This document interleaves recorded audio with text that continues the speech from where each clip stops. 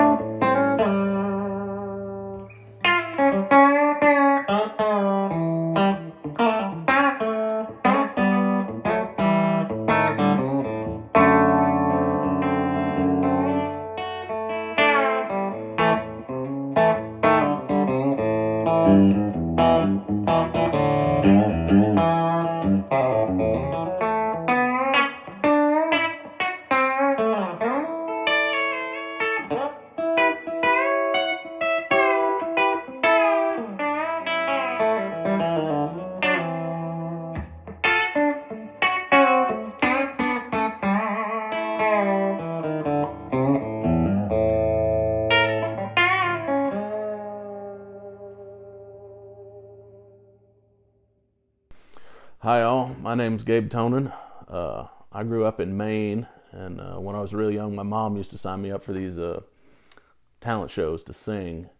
And my dad said he didn't want any karaoke singing son, so he put up the money for me to pick an instrument. And I picked the guitar, and I took to it real quick. When I was about 10, I started playing in bands around my hometown of Boothbay, Maine, with my uncle, and got in this band playing across Canada and New England, and the lady would cut her records down here, and they would bring me down and leave me at Robert's Western World. So at a very, very young age of probably 11 or 12, I got to hang out at Robert's Western World and really see what it meant to be a hot-picking country guitar player in bands like the Don Kelly Band and Gary Gibson Band and Rachel Hester and the Tennessee Walkers and things like that. And I got to hanging out there so much they started to let me sit in, and so I was working shifts down on Broadway when I was unfortunately young, my therapist says. And so I just learned how to play guitar on the fly here in Nashville. And when I was about 20, I got this idea I was going to be a regular person. Got me a job driving a truck. Went back to Maine.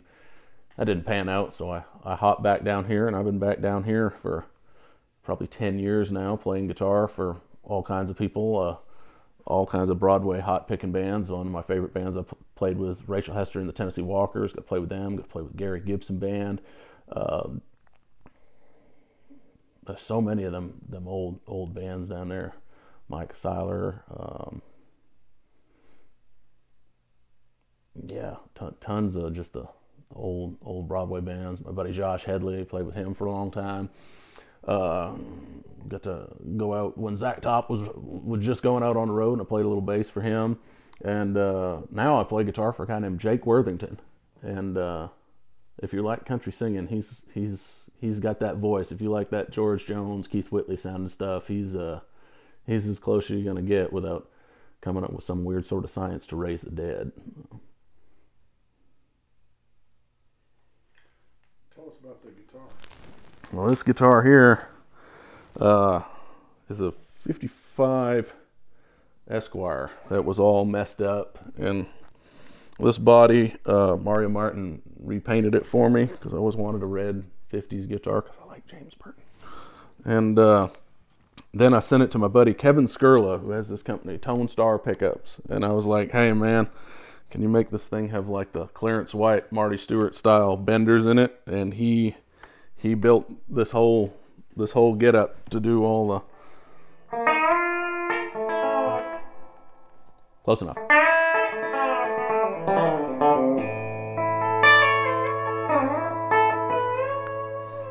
And he built this pickup here that's in here. It's a 2-speed bridge pickup, just like the Clarence White guitar and then some of the James Burton guitars, thing like that. Red Rhodes kind of idea of that.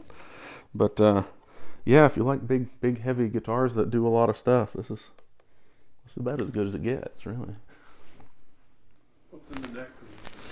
This is a Fralin. I forget what they call it. It's like half Strat, half P90, and it's pretty handy. I like it for my Western swing licks. And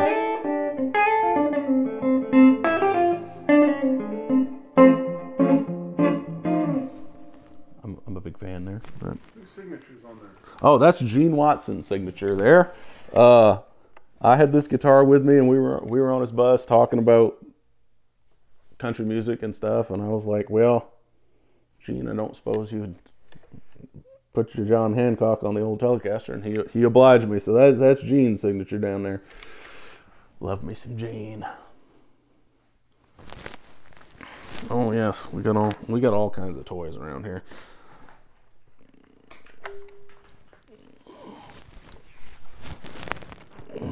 Which one you figure?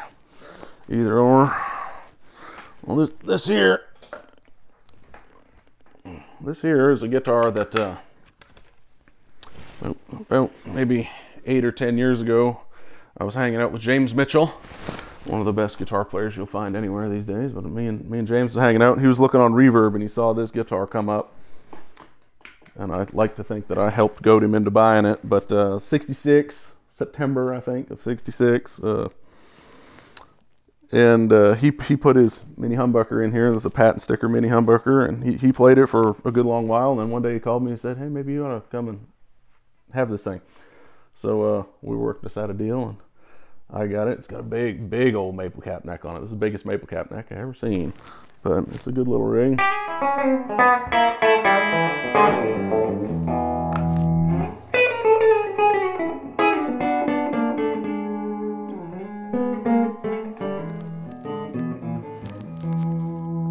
But it's got James's fancy concentric pot set up here. So this bottom one is the volume for the neck pickup, which is a 500K pot, and this top one is the volume for the bridge pickup, which is a 250. So both pickups see what they want to see, and you can also kind of blend the bridge pickup and the neck pickup in different. So you can have barely any. You can have all bridge with a little bit of neck.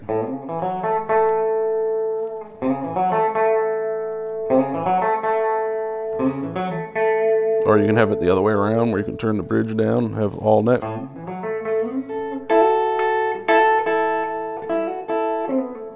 So that's kind of handy.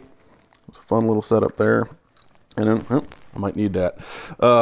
And then this bridge pickup here, when James had this guitar for a long time, he had a Pete Florence TE60 in it. And then he had some different Duncan pickups in it. And when I got it, it had the Duncan pickup in it, and I tried putting a T60 back in it, and that didn't suit me. So this is a pickup that Kevin Skurla, that made all those benders in the pickup in my Bender guitar, he made this pickup to be a copy of like my favorite Pete Florence pickups.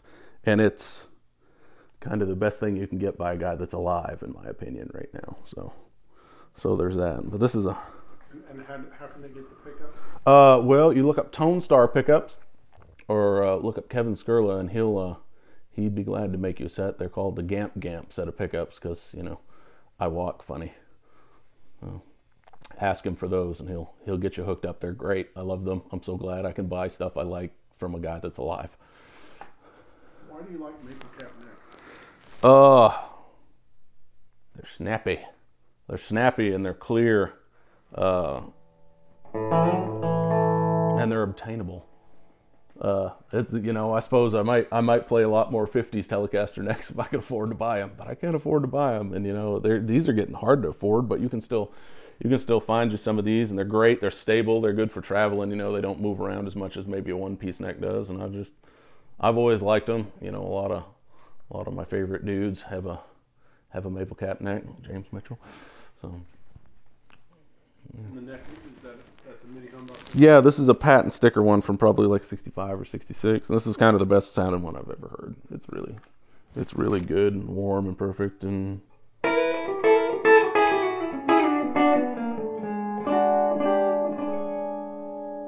just sounds really nice. I love it. Pull up the last one. The last one.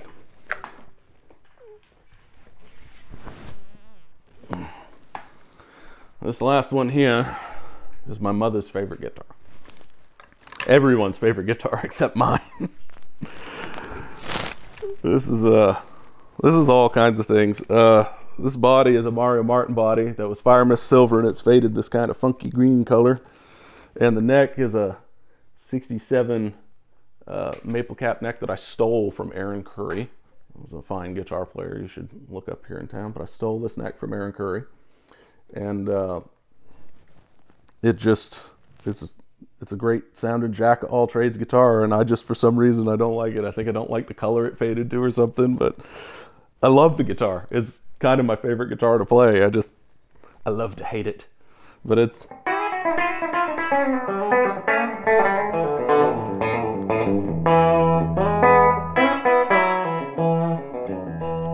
Got a old Pete Florence pickup in the bridge.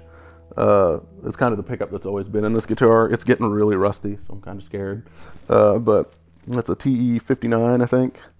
And then you got your Duncan, what do they call this? Hot Strat Stack. It's a hot Strat Stack in the middle. And it's wired just the top coil, which Zach hit me to get your...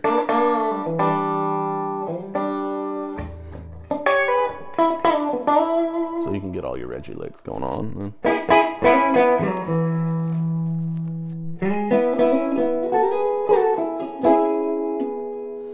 And then this neck pickup is the pickup that came with that Pete Florence bridge pickup.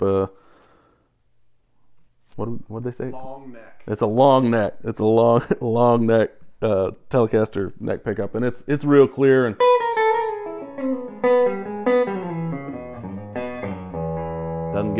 Doesn't get muddy, but you can still play swing on it if you have to, or you can make your Strat sounds if you. I don't know. It does it all. It's got a new style Glaser bender in it, just like that last guitar. Every Tele I have has a bender in it at this point. Tell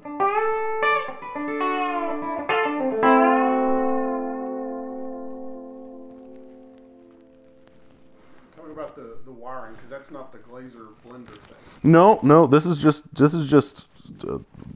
master volume and master tone and a 5-way switch. I've just got it, just like that. I'm a simple man. This is almost too complicated for me. There's so many options. I don't like options. That guitar with the 2 volumes that James is there freaks me out too. I don't like options. Favorite James Burton solo? Oh. The Haggard version of Little Old Wine Drinker Me. It's oh.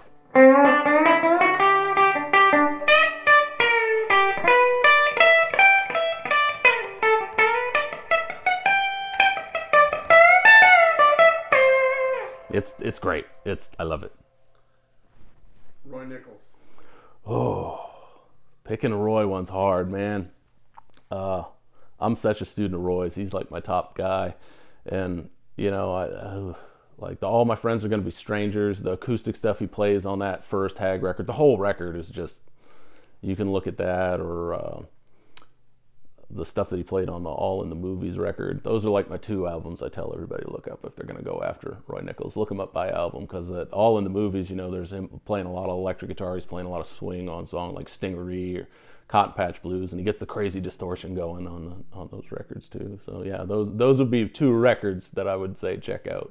All My Friends Are Going to Be Strangers, and It's All in the Movies for your Roy Nichols greatness. Grady Martin. Grady Martin, there's a Mel Tillis song called Same Girl, Brand New Rapper, and he plays this intro that without the big red guitar and the Echoplex, I won't play it for you here. But it's a great tune, the great cool intro with his Echoplex all cranked up, and a thing of beauty. All the stuff off that what is that? Who'll Buy the Wine? Is that the album? Or One More Time, I think, is the album, the Mel Tillis album. And there's just a ton of great stuff of both Grady and Pete Wade played on that album, and it's hard to tell who's who, but it's just that great, 60s, early 70s Nashville big red 355 Echoplex stuff that my dreams are made of. Reggie Young.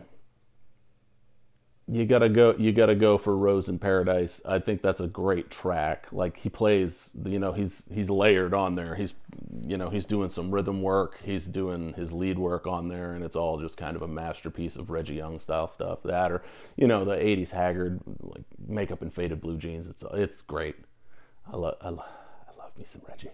That's why I have to have this guitar, so that I got a guitar that'll make Reggie sounds. So you're out on the road with Jake this coming year? Yep, Jake Worthington. That's we'll be out there opening for Zach Top and doing some of our own stuff, honky tonkin' with stereo amps and loud steel guitars and country music. He lets me play my Roy Nichols licks live. It's. Oh yeah, strings, picks, and your road rig. Oh, strings and picks. Strings are just D'Addario 9 to 42. I've tried a lot of different stuff, but I have 400 sets of these in my drawer. They work for me. I got arthritis, so I use tiny strings, and I like the way they sound. I get around on them all right. Picks, I'm always in crisis. Sometimes I use those little Gatton teardrop picks. Right now I've been using these Tortex Flow picks because they got kind of like a little round edge that's a little sharp that you can use, and then they got a really sharp edge if you got to go lickety split on something. But I probably have like 10 different types of picks in my pocket right now because I'm always in crisis for picks. And then out on the road for amps, I usually have a blackface or silverface twin reverb or two when I want to scare everyone. That's pretty fun. And then, in town I might use like a couple of 67 Princeton reverbs I got in stereo, or my Vibrolux. I've had a Vibrolux that someone retro a 12-inch speaker into that I've used for, I've had it for almost 20 years. That's terrifying. But yeah, just a great sounding amp. Where can people find you online? I got that Instagram that the kids use. It's Gabe Tonon. My name's spelled Tonon, but it's Gabe Tonon because some people have pronounced it that way, and that works for me too. So my handle is Gabe Tonon on Instagram. You can find me on there, and that may lead you to any places I might be playing in town or anything that might be going on besides the Jake dates out on the road. So I'm not hard to find. I'm around. If I'm not playing, I'm out watching somebody else play. I love me some country music, so I'm tracking it down all the time. All right. Well, thanks for having me, man. Yes. I super appreciate it. Bye-bye, kids.